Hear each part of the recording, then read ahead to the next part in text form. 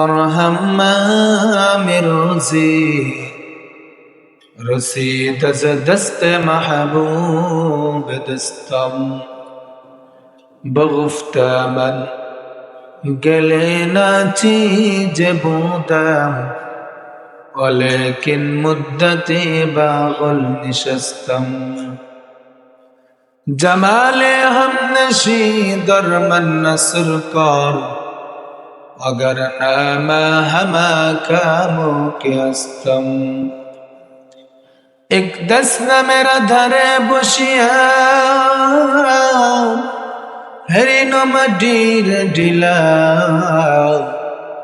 ہتنیا سکھیا دکھلام রয়েছে সুবাস ভরা কহিল তাহারে কস্তরে তুমি ওগো তুমি কি আতর দাও তোমার গায়েতে সুবাস ভরা ওগো তুমি কি গুলিস্তা মাটি ডাক দিয়ে বলে কহিল সব কিছু আমি নহি আমি অতি নিচু মাটি ফুলের সাথে থাকিয়া তাহার সুবাসে হইলাম কাটি শেখ সাদি রহমতুল্লাহ আলাইহি বলেন একদিন আমি একটা ফুলের বাগান দিয়ে যাচ্ছিলাম ফুলের বাগানের পাশ দিয়ে যাচ্ছিলাম এমন সময় দেখি ফুলের বাগানের মধ্যে একটা মাটির চাকা পড়ে আসে কিসের চাকা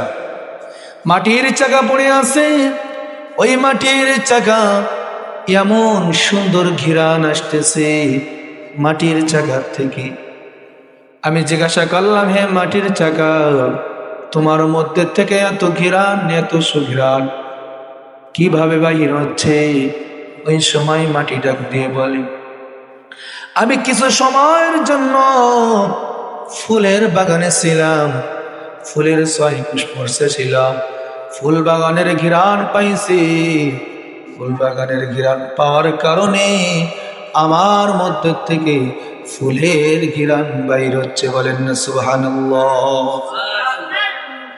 তাই আল্লাহ তাআলা বলেন ইয়া আইয়ুহাল্লাযীনা আমানুত্তাকুল্লাহ ওয়া কুনু মা'আস সাদিকিন হে ঈমানদাররা তোমরা আল্লাহকে ভয় করো এবং সালেহিনদের সাথে হয়ে যাও সালেহিন সাদিকিনদের সাথে যদি তুমি হতে পারো তাহলে তোমার মধ্যে থেকে এরকম ভাবে আল্লাহ ওয়ালাদের ঘিরান বাইর হয়ে আসবে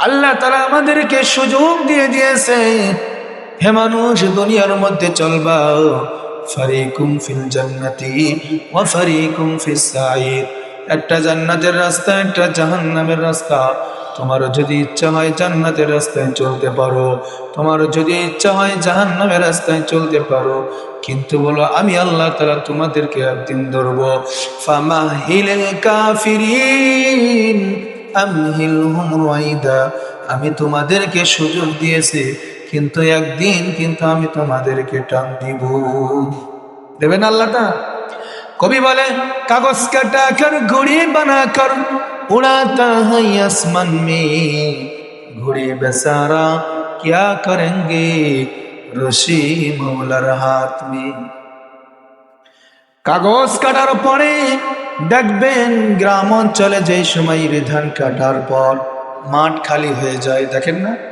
মাঠ খালি হয়ে যায় ওই মাঠের মধ্যে বিশাল বাতাস এমন সময় ছোট ছোট বাচ্চারা এরকম কাগজ কেটে ঘুড়ি বানায় ঘুড়ি বানানোর পরে একটা লাটাইয়ের মধ্যে সুতা থাকে এই ঘুড়িটা আকাশের উপরে ছেড়ে দেয় আকাশের উপরে যাওয়ার পরে আকাশে উঠতে থাকে হেলতেছে দুলতেছে হেলতেছে দুলতেছে এরকম ভাবে দুলতে থাকে যেই সময় সন্ধ্যা ঘনায় আসে ওই সময় কিন্তু মালিক ওই লাটাইয়ের রশি ধরে টান দেয় দেয় কি দেয় না লাটাইয়ের রশি ধরে টান দেয় টান দেওয়ার পরে ঘুড়ি আস্তে আস্তে মালিকের কাছে চলে আসে এই ঘুড়ি বলতে থাকে যদি আমি জানতাম আমার সন্ধ্যাবেলা আবার মালিকের কাছে ফিরে আসতে হবে তাহলে আমি আকাশের উপরে গিয়ে লাফালাফি করতাম না।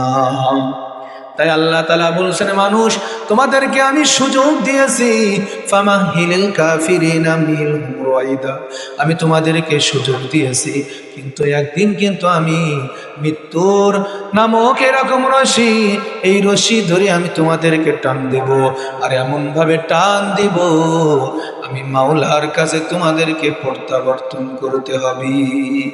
যেতে হবে না মাওলার কাছে? যেতে হবে খালি হাতে, যেতে হবে খালি হাতে, সঙ্গে কিছুই যাবে না। 3.5 হাত জায়গা পাবি, পাবি না রে বিছানা। 3.5 হাত জায়গা পাবি, পাবি না রে বিছানা।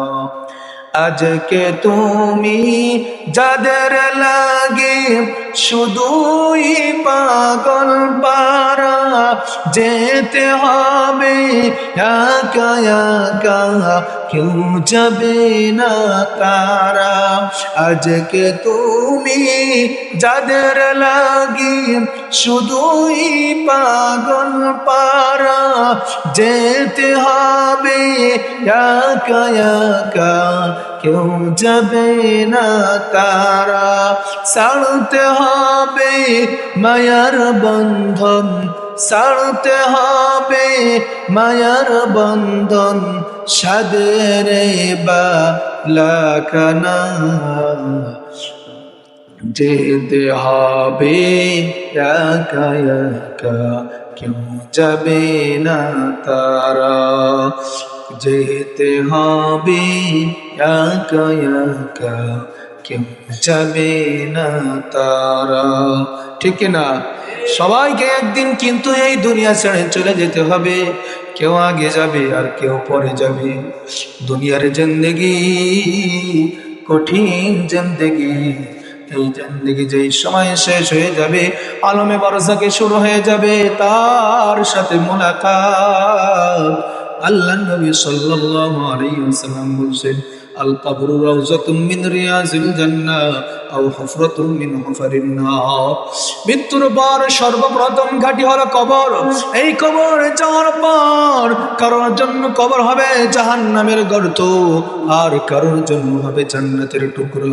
যে আমল ভালো করে যাবে তার জন্য হবে জান্নাতের টুকরা, আর যে আমল খারাপ করে যাবে তার জন্য হবে জাহান্নামের গর্ত।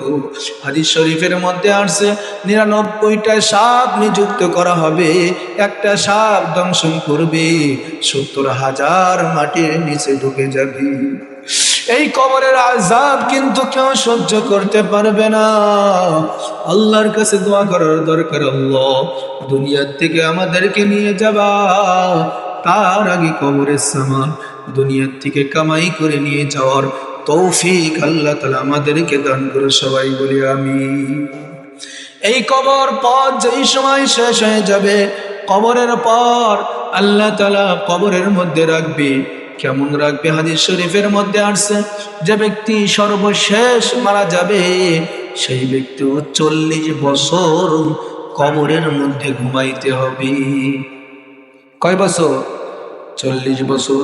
এজন্য সর্ব অবস্থায় আল্লাহর কাছে দোয়া করার দরকার, আল্লাহ আমরা যাতে করে কবরে যাওয়ার আগে কবরের সমস্ত সরঞ্জাম দুনিয়ার থেকে কামাই করে নিয়ে যেতে পারি, সেই তৌফিক দান করে। সবাই বলি আমিন।